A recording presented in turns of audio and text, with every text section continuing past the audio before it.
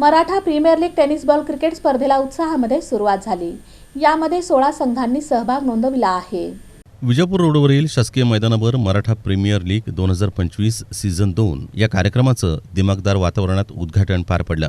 यावेळी पोलीस आयुक्त विजय कबाडे, मनोरमा परिवाराचे प्रमुख श्रीकांत मोरे, शिवछत्रपती पुरस्कार विजेते सोलापूर क्रीडा फेडरेशनचे अध्यक्ष महेश गादीकर, शिवसेना जिल्हाप्रमुख अमोल शिंदे यांच्या हस्ते मैदानाचं पूजन करून स्पर्धेस सुरुवात करण्यात आली।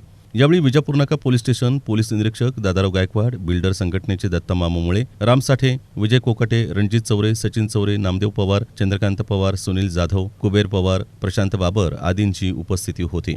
या स्पर्धा समितीचे सागर गव्हाणे, शंकर पवार, अमोल जगताप, राजा जाधव तसंच शुभारंभाच्या सामन्यातील दोन्ही संघाचे खेळाडू, समाजातील अनेक होतकरू खेळाडू व्यक्ती मोठ्या संख्येनं यावेळी उपस्थित होते।